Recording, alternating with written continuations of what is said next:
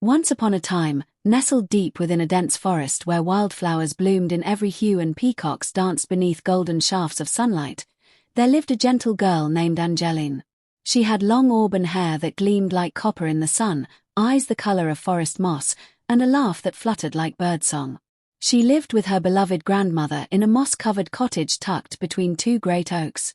Their days were filled with joy, gathering strawberries, making jam, and cooking fragrant soup that filled the woods with warmth. The forest was far from the city, which Angeline only knew from the tales her grandmother told her by firelight. Though she had never seen a palace or a prince, she never longed for anything beyond the beauty of her woodland home. One soft autumn evening, as the moon rose round and golden above the treetops, Angeline wandered deeper into the woods than she ever had before, following the sound of a distant melody, like wind chimes and whispers. Beneath a silver-barked tree, she found a woman cloaked in tattered grey, her face hidden under a shadowy hood. "Would you like a dress fit for royalty?" the woman hissed, revealing a shimmering peacock dress. The fabric gleamed with sapphire, emerald, and gold, as though made from feathers and moonlight. Entranced, Angeline reached out. But the moment her fingers brushed the gown, a surge of magic burst through the clearing. Pain and wind and light whirled around her, and then, silence. The old woman, a witch, cackled cruelly as she vanished. Where Angeline had stood now stood a peacock, its feathers glowing faintly beneath the moon. Days passed. Her grandmother wept, calling her name into the trees. The other peacocks in the forest welcomed her kindly, and she learned to move silently through the undergrowth, her wings folded with grace. But her heart ached, missing the feel of her grandmother's hand and the taste of fresh soup on a cold night. One day, a troop of royal hunters entered the forest, scouting game for the king's summer fair. Among them rode a young prince, golden-haired and curious, who spotted Angeline perched solemnly on a stone near a pond.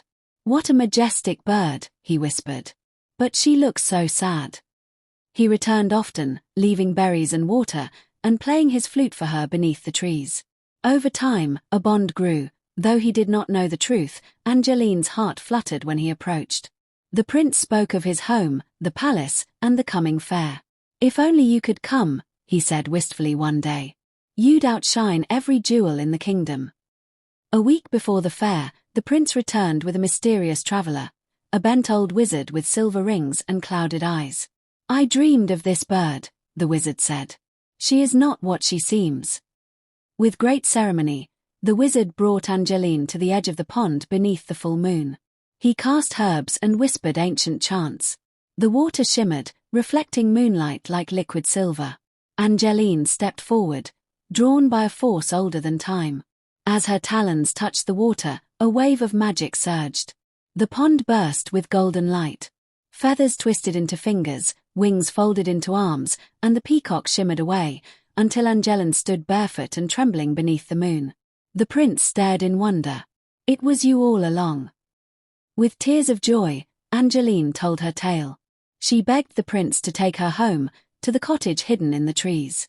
There, her grandmother wept with joy, hugging her fiercely. That night, the prince stayed for soup and jam, smiling as they all laughed together. Soon after, the forest bloomed with festivity.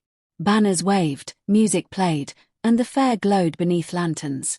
Angeline, dressed in a gown of soft wildflowers, walked beside the prince through cheering crowds. The king himself blessed their marriage, and they returned to the palace in celebration. But Angeline did not forget her roots. She often returned to the forest, her grandmother moving into a small chamber of the palace gardens, where peacocks roamed free and strawberry bushes flourished. And though magic had once cursed her, it also brought love, courage, and a tale worth telling for generations. And so, under the watchful eye of the moon and the shimmering feathers of grateful birds, they all lived happily ever after.